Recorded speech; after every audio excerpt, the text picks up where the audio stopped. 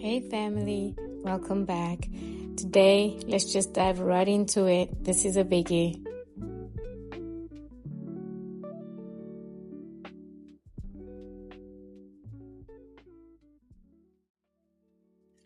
Hey family, and today I just wanted to share a thought with you guys about a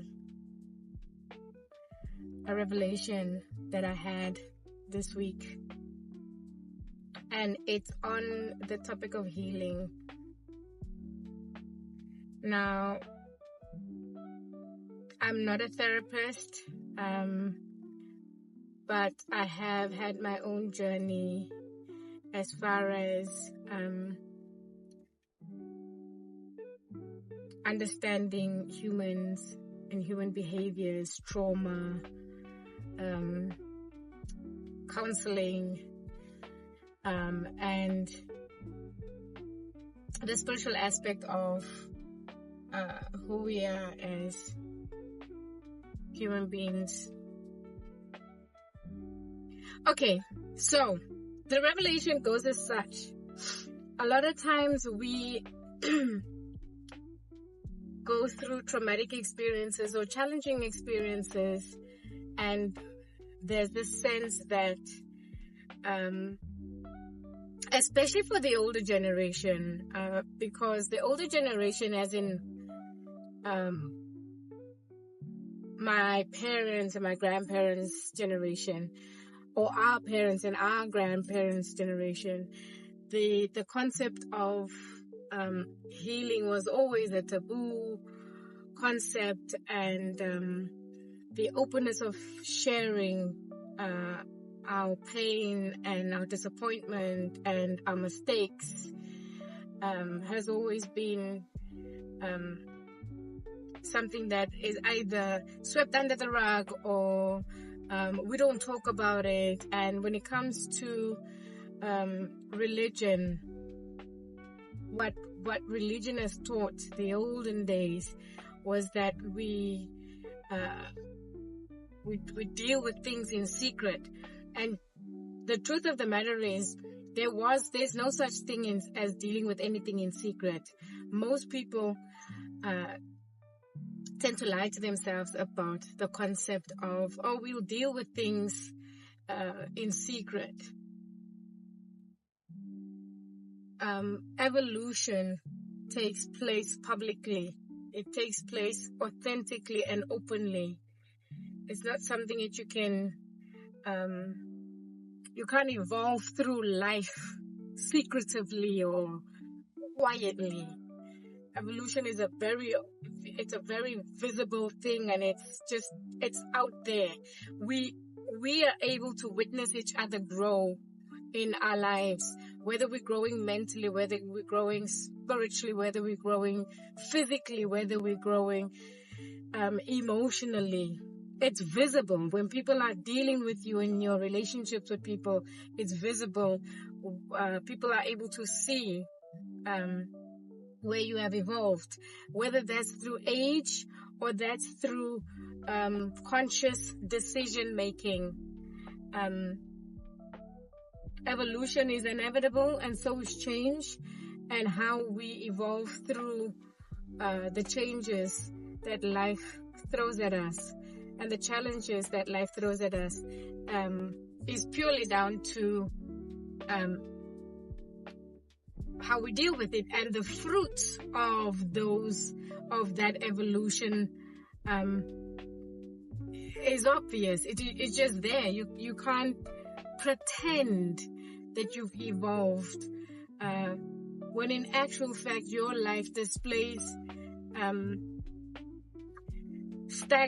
stagnation, that you haven't evolved in that area. Okay, so that was a lot, but coming back to my revelation about the misconception around the idea that, just because I forgave you means that I am healed, something that is very new to me. It is just recently come to my attention that a lot of times we think when we have gotten to this place in our lives where we have gone through something traumatic, a traumatic experience, that it automatically means that we have evolved. The most beautiful rainbow, and it's so cool. Oh my God, I'm a rainbow girl. But anyway, I digress. So this is the thing. Healing and forgiveness works hand in hand. And you can't go through a journey of forgiveness and that is the end. The full evolution takes place when we forgive and then we go do the work to heal. I need to find a better way of explaining this in a simple but yet powerful way. But where I'm at the moment is I'm here with it. You can forgive somebody for doing something to you that caused you harm, pain, disappointment, and trauma. But that's the beginning of the journey. And the truth of the matter is, a lot of times we are in a place where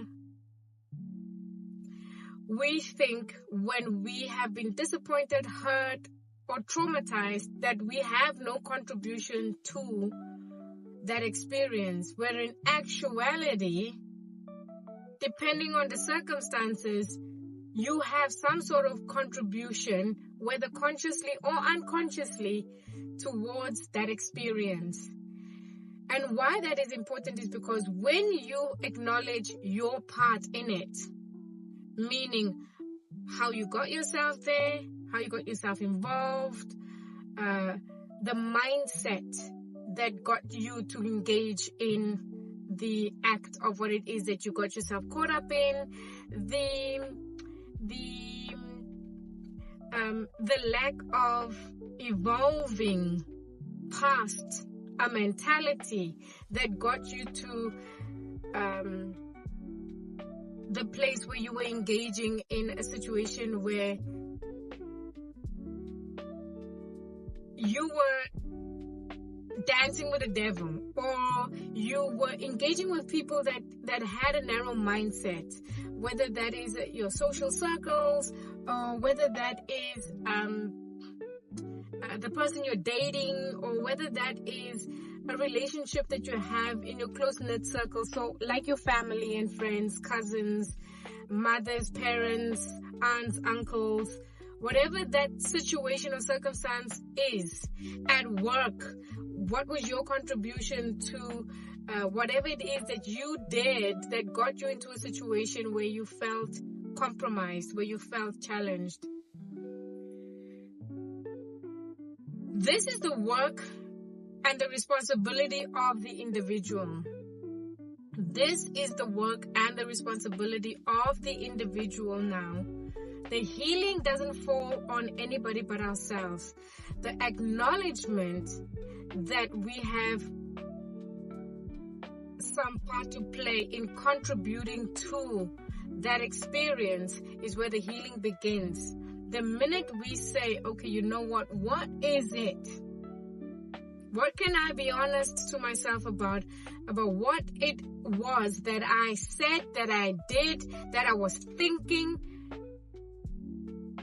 my habits, my ways? What was it that got me to think that it was okay to be in that room? It was okay to go walk down that street. It was okay for me to dress in that kind of way. It was okay for me to engage in that conversation. What was it about myself that made me think that it was okay for me to be a part of that organization, or get into that job, or be a part of that community or that church, or fight that battle? What is it about myself? And this is where self-reflection takes place. That's where healing takes place. And this is why it is important to either get yourself a therapist or somebody, or a counselor, or somebody that can help you walk through the journey of self-reflection, healthy self-reflection, to start looking at what it is that needs to change about self, so that we're no longer engaging in compromising circumstances. And added on to that is this: what is it about myself that I have to acknowledge that has maybe that trauma made me build up a wall to protect myself, and now that wall of protection has turned into a wall of blockage. Now the wall that I built to protect myself from past hurts, pains, this, that, and the other, and the absence of healing done, that wall is now turned into blocking my evolutionary journey. It has become the stumbling block for me to evolve. There are certain things that we do that blocks us from evolving.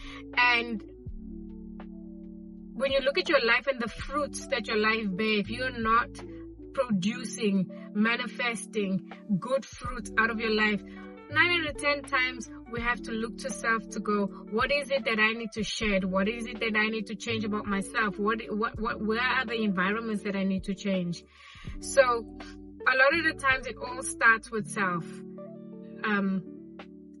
90% of the time it all starts with self. 90% of the time it all starts with acknowledging something's wrong, acknowledging we have a contribution in that experience, figuring out what it is that got us there. What was the hurt? What was the pain? What was the trauma? And what was my reaction to the trauma? And if my reaction was building up a wall to protect myself, is that wall conducive to my evolutionary journey? Is that wall conducive to where it is that I'm going in my life? Or has it become a block? So it helped in the beginning because I was so highly traumatized, and it helped me just feel that I need to protect myself because ain't nobody coming to help me, ain't nobody coming to protect me. But now I'm realizing that the way that I speak and the way that I address conversations, I've established a style of communicating because it protects me. It protects me from people who have taken advantage of me before. But now I'm realizing that this same way of communicating is actually pushing people away from me. It's as much as it's keeping away all the people that I don't want in my life, it's also keeping away the people that I do want in my life. And when you start doing therapy, and when you start finding the right people to kind of give you the right tools to address the pain, the trauma, and work through it, and then start establishing healthy ways of navigating those challenges, that is the moment where things begin to open up in our lives. That's the moment where we begin to see clearly. That's the moment where where God begins to bring into our lives, prosperity and growth and expansion. I mentioned earlier on about the older generation. It was very common in the olden days for our grandparents to forgive. I mean, they struggled with forgiving, but they got around the concept of understanding forgiveness was important. They did that, but then they stopped there, and a lot of them didn't do the healing work, and took the trauma and buried the trauma. The problem with burying your trauma is this: if we bury the trauma, if we going to take that trauma and pretend that it doesn't exist, what we forget is that that trauma is a part of who we are, because it's an experience that has a huge impact on on our becoming. You become better because of a particular experience, or you become better because of that experience, if you catch my drift. And so these experiences, at the end of the day, really impacts who we become, and therefore is a part of our evolutionary experience. It's a part of how we evolve. We evolve, and how we evolve is how our lives evolve. And so I thought this is important. I thought this is something important to think about. This is something important that we need to keep in mind. Healing is a very important part of our journey. No matter how dark it is, no matter how painful it is, this is not about going to stand on the top of a mountain and testify and let everybody know about the shame that came with it and this, that, and the other. No. It's genuinely just trying to own up to your contribution to it, so that we can figure out where it is that we need to make the changes that allows us to not keep going through these cycles. Healing is part of breaking cycles. It is part of breaking cycles. And I want to leave you with this one thing. If you are young and you see brokenness in your family,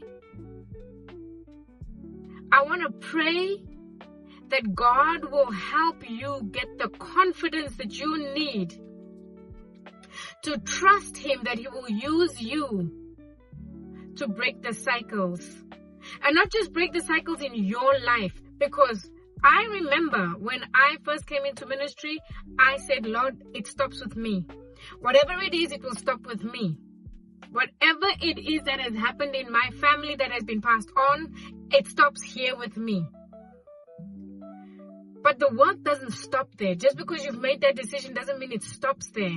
We have to, where we are given the chance and the opportunity, we have to go through the healing work for ourselves, so that we can then heal the generation that came before us, if we granted that time, if they are granted the time. And let's do it together with our family members. Let's do it together with our parents and our grandparents. So I hope this video has encouraged you. I hope you feel inspired. If you want a more in-depth conversation around this, if you have any questions around this, I am not a guru. I'm not a therapist in no kind of way, but I do know that I have my own journey. And if you cannot afford a therapist, I said this to my mother today. I said to my mom that for me, so far in my journey, God has been the best therapist I've ever had. And this is not to say you shouldn't go for therapy, or that I have not actually gone for therapy. I've been for therapy. But God has been the best therapy I had. My relationship with God, my conversations with God, the Word of God that speaks into my life, the Holy Spirit that ministers to me, and fasting and praying has been the best therapy and helped me evolve through my own limitations. I'll leave you with that. Have a lovely day, and I'll see you guys in the next video.